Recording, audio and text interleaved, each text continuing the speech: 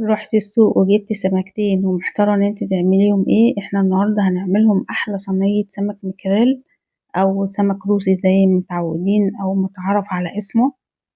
بطريقة خفيفة كده وبشوية خضار وفي الوقت نفسه طريقة صحية إن شاء الله هتعجبِك وهتكون خفيفة على قلبِك إن شاء الله.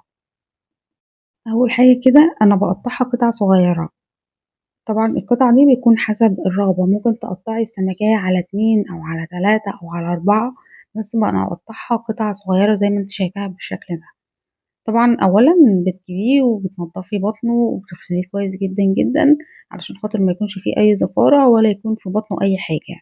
التنضيف هو عامل أساسي إنه يخلّي معاكِ السمكية طعمها حلو في الآخر. والسكينة بتاعتِك تكون حامية علشان خاطر برضه السمك ده لمّا بيفُك من التلج بتاعه بيكون حساس شوية، يعني تقدري إن أنتِ تقطّعيه وتكون القطعة بقطعتها بالشكل ده. طبعًا السمك المكاريل ليه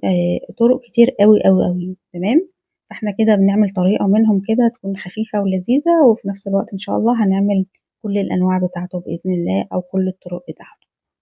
بعد ما قطّعته بالشكل ده، بدأت بقى إن أنا أجيب حوالي 6، 7 فصوص كده من التوم، وبنبدأ إن إحنا نهرسهم أو تدقيهم، المهم إن هُم يكونوا معاكِ في الآخر ناعمين بالشكل ده. باحط معاهم معلقة من هريسة الشطة ودي اختياري، ممكن تستبدليها بفلفل أخضر عادي خالص، معلقة من الخل، معلقة من الزيت، نُص ليمونة أو ليمونة كاملة،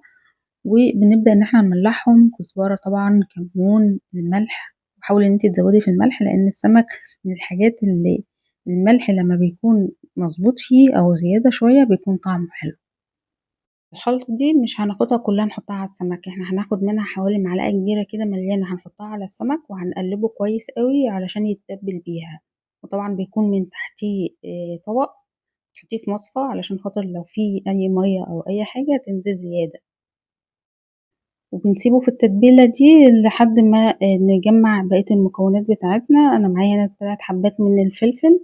وهنا بصلتين مقطعاهم برضه كُلّه مقطعاه شرايح رفيّعة، ومعايا جزرتين برضه مقطعاهم رفيّع، وطماطماية،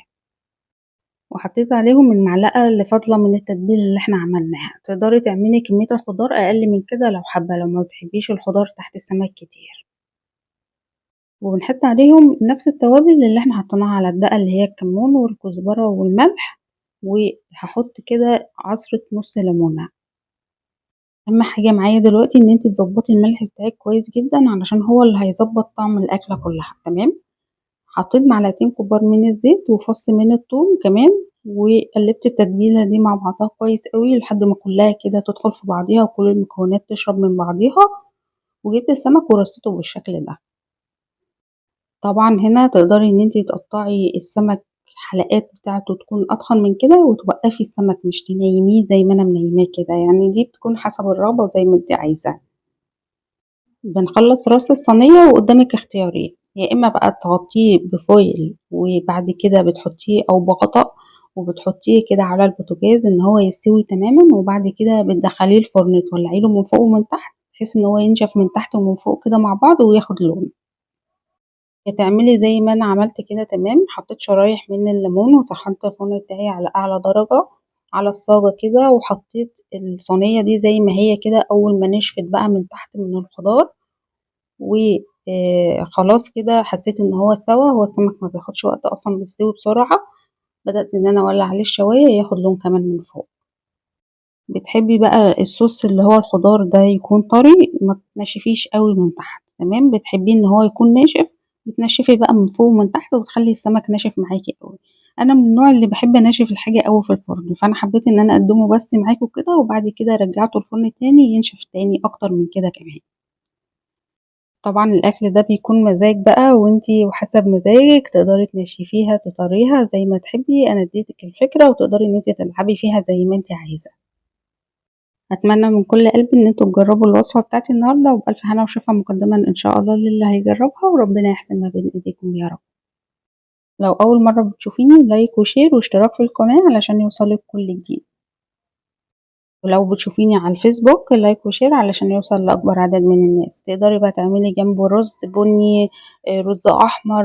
تاكلي بعيش كده وجرجير بقى ومخلل زي ما تحبي وزي ما أنتِ عايزة. وإن شاء الله زي ما اتعودنا باسيب لِك المقادير اللي أنا باستخدمها في كل وصفة في صندوق الوصف، وبكده أكون خلصت الوصفة بتاعتي النهارده، أشوفكم إن شاء الله في وصفة جديدة على ألف خير، السلام عليكم ورحمة الله وبركاته.